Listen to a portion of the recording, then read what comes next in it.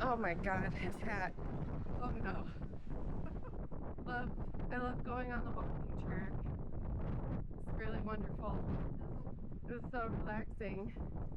Valerie, Kyle Travel Channel. We're officially on Quantum of the Seas. We made it. This was our first time at Seattle Cruise Port. I have some thoughts. We got a bunch of emails about the Seattle cruise port saying, do not arrive until it is your time. You might be stuck outside in inclement weather. Do not arrive. Do not arrive. Just email after email. And we're thinking, that's so weird. So we get there and there really is no place to stay as you are waiting to go and check in. There is none.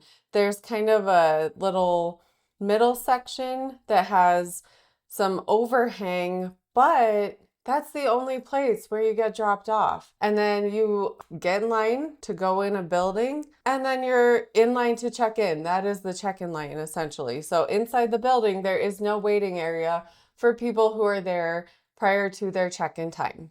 The Uber area also is extremely far away. When you get back, you're walking from the terminal where you go in and check in. So you're walking from that and you go all the way past this other gray building to the Uber pickup area. It is quite far. It's not bad. We were very lucky. The weather was totally fine the entire time in Seattle and on the cruise. But if you're planning an Alaska cruise and you're headed out of Seattle, just be aware that you might have to wait in line and you might have to wait outside. If you're familiar with my videos, I typically like to keep things on the more positive side and only bring up things that you should watch out for if I think it's really necessary and it could affect the time you have on your cruise. The stateroom that we were in and the location was absolutely horrible. 13,616, trying to make it to our room. Here's our stateroom. The bathroom. Oh, there is a hair and body wash. Ew, hate it. Bathroom looks nice though. We have a balcony. We are 13,616. We thought we requested our beds pushed together, so we'll just have to get that fixed. But it's a nice room. Safe closet with shelves. Then we have another separate closet here. I kind of like the way they did this. It's really, really nicely set up. Really pretty room. I do like it. The view from our balcony. This is Seattle really well. Wow. Oh yeah. Oh yeah, look. It's an interesting view. We do have like the overhang. I feel like that'd be good in the Caribbean, but not as good. Yeah. Okay, here's another view of the room. The mini vid came out at the exact same time as this one, so go take a look at that if you want to see what the experience was like in our stateroom. Right now, I'm going to tell you how we ended up in that debacle. We have never had a Guaranty stateroom before. Learning lesson for us. Pay more attention to what is being booked for you by your travel agent / quasi casino comp company. We got our offers on our previous Royal cruise in January. Kyle earned a balcony room. I earned an ocean view. We decided on Alaska because Alaska cruises are very expensive. I'll show you the cost at the end. You can see how expensive they are. We send our information over. We send our future cruise credits. This was all back at the beginning of the year. Our first time doing this, again, another learning lesson. We get the confirmation back from our casino company we go through, and they say, hey, you're good to go. We got you booked. And we open them in their Guaranty rooms. And we're like, huh. We knew what Guaranty rooms were. We knew how they worked, and then the time frame that people get their rooms assigned. Okay, fine. We said, okay, we're booked. We're going to go with the Guaranty room. So it was 30 days out. We don't have our room yet. So I actually called Royal and I just wanted to know Had things gone differently, had we booked it ourselves and not sent it through a third party. And the person on the phone said, no, the only option on the cruise that you picked, this Alaska cruise, was a guarantee room. So it would not have been different. You would have also gotten a guarantee room. As I'm on the phone with her, she said, for the ocean view, you're guaranteed a room from like deck 2 to deck 5, I think. And I was like, oh no, that could be so bad. We've had rooms on deck 2 before where they do a lot of stuff and the whole room would be shaking. Kyle could not sleep at all. So I'm on the phone with her and I'm like, oh my gosh, it's for Kyle's parents. I really want them to have a balcony too. And she said, let me see if we can upgrade. Let me see how much it costs. Normally we don't upgrade because it's pretty expensive. And she comes back and she says, it's only $54 to upgrade to a balcony, a guaranteed balcony. We still won't have the room number. And I said, do it. Let's do it. That sounds great. At least we'll both have balconies. Love it. So we did an extra $54 to go from ocean view to balcony. Is a fantastic deal. They ended up getting room 6120 in the very front, the very nose of the ship. It was an unobstructed balcony view, absolutely fantastic. They got a great room. So I was so happy with that. We got room 13616 directly under the pool deck. And it kept me up the whole time. Take a look at that mini vid. You'll see what I'm talking about. It worked out for half of us. It didn't work out for the other half. I still would not do a guarantee room given the choice because I don't think it's really worth, if you know what kind of a sleeper you are, you know what kind of a traveler you are, it's not worth it to potentially get a room that is really going to make your time not so great. Okay, my PSA is over. That's how we ended up in the guarantee room debacle. I will say it's partially on us for not communicating what we wanted, but it's also partially on our travel agent for not communicating exactly what they were told before just proceeding. Had we communicated a little bit better, maybe we potentially could have avoided staying in this cabin. Everything else about the cruise was absolutely perfect. I have nothing else to complain about. It happened, it's done, and I learned from it. And I've already made some changes on future cruises. What's on 2? The gangway. Okay, we don't need to go all the way down to 2 because Kyle just told you guys that's on the gangway. She wants to feature the gangway. And the medical center. We are on deck 3. We have the music hall, casino, and some restaurants. We are gonna start at the casino because of course we are. The casino is really nice. We really, really like this one. So yes, we've had a fantastic time in the casino. I've been playing this game a lot just because I think it's super fun. And I won 200 on it. Kyle's dad won 300 on it. I won 100 on it last night. Oh, you were playing it? Oh my, everybody's snaking my game because I told him you should play this one, it's super fun. And now we're all just playing that one. Yeah. Psycho Rager's trying out. Sure, get in the picture. Kyle found me a little monkey and he's trying to pop it with a cigarette. Stop that. Oh, he's so cute. If you plan on spending time in the casino, which we do every time, you know that, make sure you refer to the paper that they give you. Especially in Alaska, these casino hours are crazy. They're so different. Day 1, Seattle, they did not open until 8:15 and we left at like 4:30. Day 3, Ketchikan, 6 p.m. Sitka, 6 p.m. Juneau, 8 a.m. to 8:45 p.m. And these are just the hours listed here. And I think even on the app, they were a little bit different. Day 7, Victoria, 8 a.m. until the arrival time. We were there from 5 to 10 p.m. So I think they closed the casino at 2:30 or 3 p.m. And they had announcements going constantly. We will not reopen. We get to Seattle tomorrow. This is it. Cash in your tickets. We're so used to being in the casino on the last day and gambling, finishing up. If you go to Alaska and you play in the casino, look at these hours. They're all over the place. Okay, so through the casino is the music hall. It's very pretty in here. I think it's so nice. And they have live music. We did the talk here yesterday, the Juno talk, and they have like the upstairs. You can't really see as well. So from upstairs, you kind of want to be down here.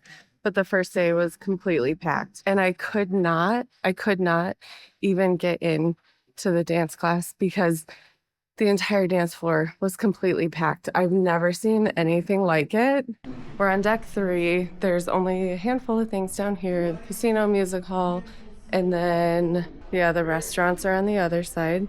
Now we're headed up to deck 4. We have the restaurants, music hall again, music hall, Royal Theater, Royal Esplanade. We have the Royal Theater.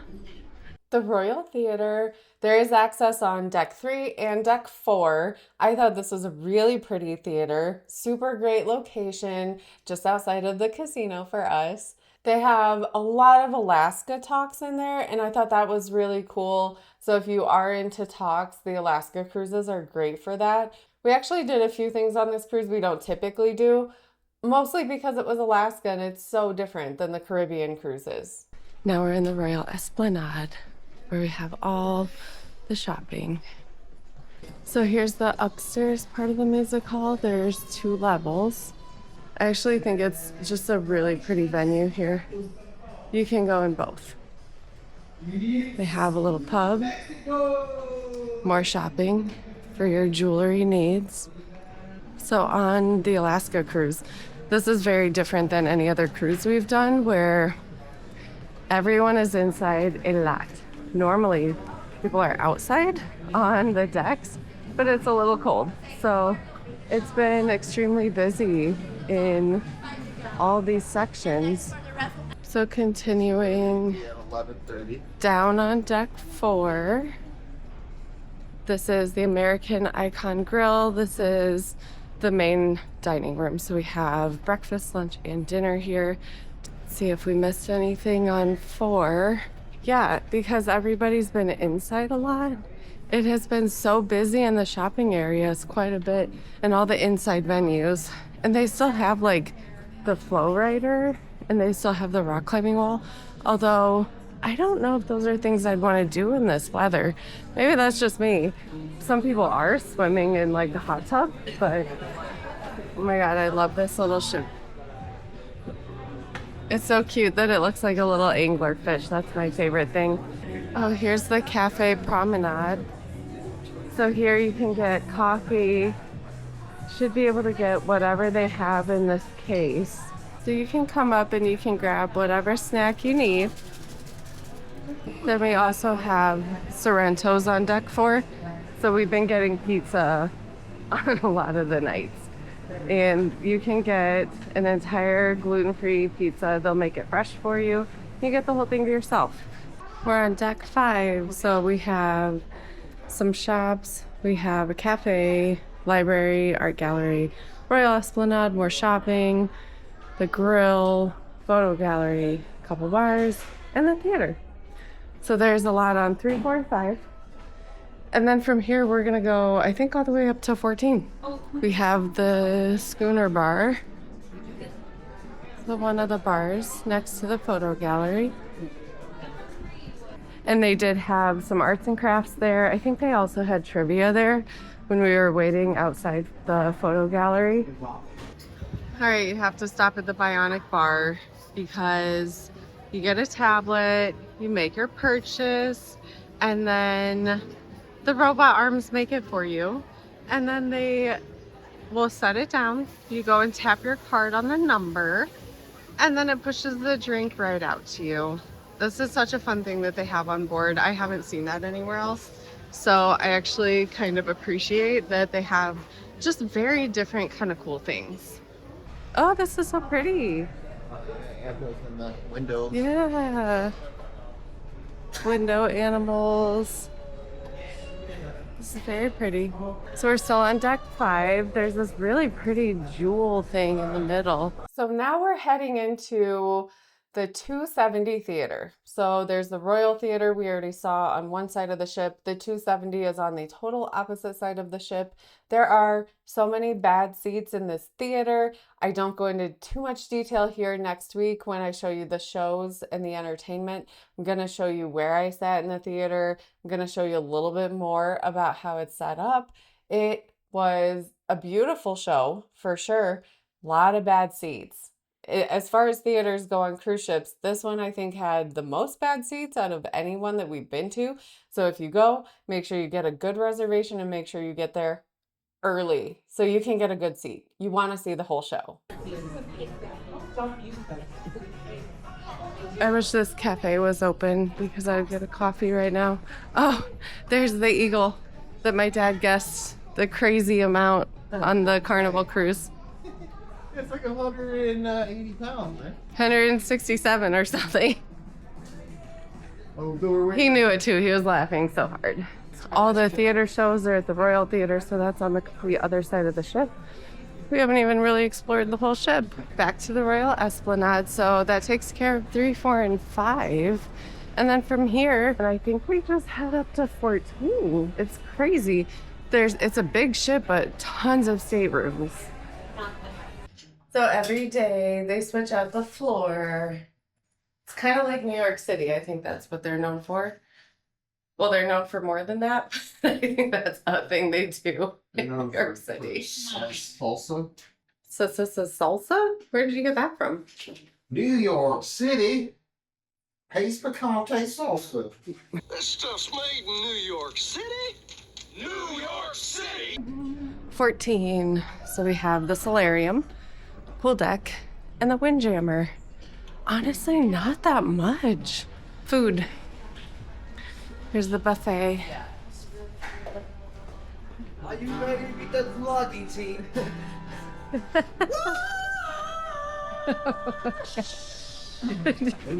It's always busy. There's no rhyme or reason in the buffet.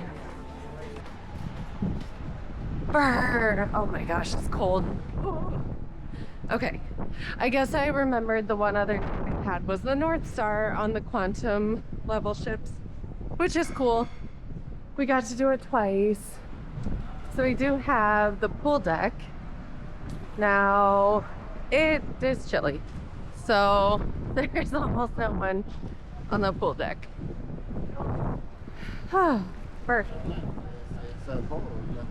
So we have the North Star. So that's the extended experience and it goes down on the sides of the ship. The regular experience goes kind of up and a little bit to the side and down. Yeah, pool deck, solarium, and windjammer on 14. So here's the solarium pool. It is nice up in here. It's a little bit sheltered from the wind. So this is going to be one of the busier areas. Okay, now we have the solarium. It is nice in here. You can look out onto the water. They had a bunch of things on the chairs on the open pool deck that say don't reserve the chairs, but you really need them in here because no one's trying to reserve chairs out there.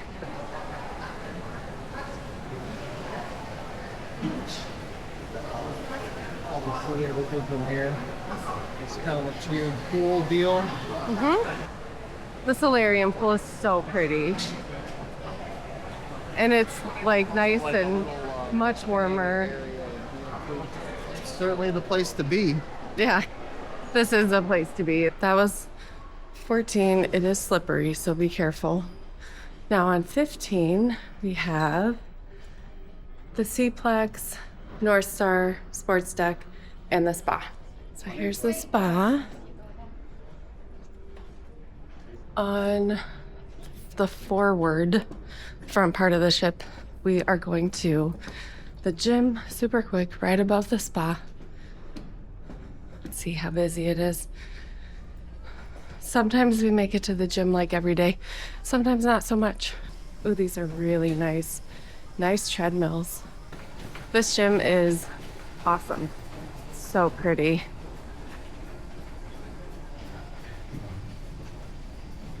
We'll be up here later, I'm sure. Tons of free weights, tons of treadmills in front of the window so you can get the best view of the sea and the mountains while you're working out. We were just on 15 forward, so now we're back on 14. We're gonna head to the back of the ship, 15 aft. Sounds like another word that means back. This is the men's room? Yeah. On video? He was trying to get me to follow him into the men's room. That's crazy. It says the Cplex, so it's the indoor sports area. Right now they have pickleball. This is where they also have bumper cars. They rotate throughout the day what activity they have in the little arena. Here's all the bumper cars. And you can also come up here and get a free hot dog when they're open. We had some the other day. They said they were really tasty. Okay, this is my favorite part of the arcade, is they have little royal ducks. So if you don't find a duck, you can always come here and play, and you can win one that has the royal logo on it. The ripcord, the climbing wall, the flow rider. It's all right here. Can we go upstairs right here? Or I mean, it's on this level. I think the only thing that we wanted to do that we couldn't do was the ripcord. So that is the indoor skydiving experience. It was under heavy, heavy construction and it was closed, which for me left only a very few things to do for adults. I mean, they have the Cplex, so you could do bumper cars. I don't think that was necessarily for us, but there was then rock climbing and then the flow rider. There are a handful of people doing those things, but not really, and not in the Alaska weather where those are just outdoor things, not necessarily my ideal activities. Your hair looks crazy. You look like Ace Ventura. These quantum level ships have the North Star. So that's that little guy that looks like an anglerfish. I think it's so cute. The minute we got on the ship, I was obsessed with it. We did go up the first day and we took a peek around Seattle. And then on our Juneau day, we went through the Endicott Arms and Dawes Glacier. I went on the extended experience. Next week, I'm going to tell you how much that cost. I'm going to show you the views. I'm going to tell you if I think it was worth it. I have some thoughts. That comes out next week, so make sure you stay tuned for that. As far as experiences on a ship, I thought this was super fun. I loved seeing the view from the top, the view of the ship, the view of the ports. Really, really great. And you can go up on port days for free. Just make sure you schedule on the app as soon as you get on the ship. They fill up like crazy. I was only able to get one time slot the entire day for 4 people. So make sure you schedule as soon as you get on the ship. Let's take a look at how much this cruise would have cost and how much we paid. So starting with the staterooms, we earned these on our previous Royal cruise. I love earning cruises on my cruises. The ocean view would have cost $4,718, but I upgraded for $54. Balconies, $6,154 each. We paid the taxes and port fees, so $539.56 times 2 plus the $54 to upgrade. We paid $1,133.12 for 2 staterooms to Alaska, 2 balconies, no less. For flights, we used our Delta points, going there, going back for 4 people. So we used points, paid 0 out of pocket. In Seattle, we stayed at the Reside right across from the Pike Place Market. We used points for that, so $0. Parking, $95. Ubers, it's very expensive to get back and forth from the cruise port. However, that was the only Uber that we took. Was one way there, one way back, $154 because we had a $50 credit. Internet, $20 a day, $140. Gratuities were $518 for 4 people. Our total that we paid out of pocket with points and all the comps applied, $2,040.12. That's about $500 per person to fly to Seattle and take an Alaska cruise. Our total without points, without anything, would have cost $16,071.12. Alaska cruises are expensive. This is the main reason we love cruising so much, is that the food is typically included unless you go to a specialty restaurant. This is just everything we paid when we were outside of the ship. We did have to eat in Seattle when we got there. There's a couple restaurants. The biggest expense was going to be Ketchikan Crab and Go, but when in Alaska, you need to get some king crab. There are certainly other places and other options you could probably go to. This one was just really fast and it was delicious. So for 4 people, $717.46. We didn't get any discounts on food. We typically don't. The entertainment can add up like crazy because not only are Alaska cruises expensive, Alaska excursions are expensive. So in Juneau, we did whale watching and his parents went to the Gold Belt Tram. Ours was $252.38 with some cash back on Viator. Theirs was $126. In my Juneau video, I do take a look and compare how much it would have cost had I booked directly through the ship. It is crazy. In Sitka, we did use Viator for that, and we ended up getting a pretty decent amount of cash back. We paid $320.65 for 4 people to go on an amazing tour. That's going to come out in a couple weeks as well. In Ketchikan, we did the most touristy thing and went to the lumberjack show. It was so much fun. We visited the church, got some souvenirs.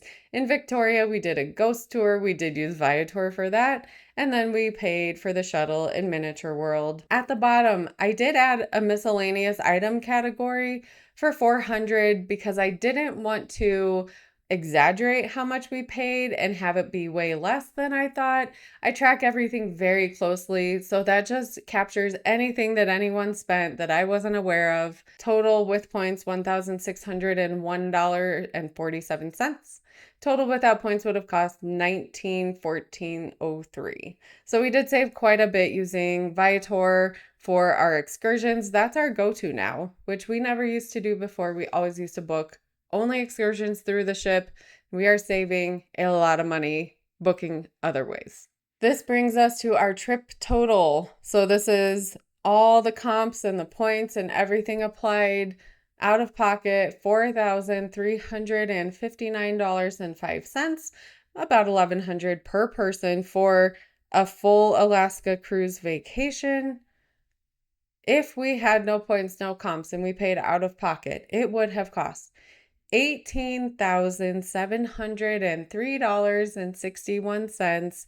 That is complete insanity for a week-long vacation. I don't know how people do it. I don't know how people can travel without looking for points and discounts. So hopefully you have some ideas from our trips where you can save some money and you can go on more vacations. As always, thank you so much for watching. We'll see you on the next trip.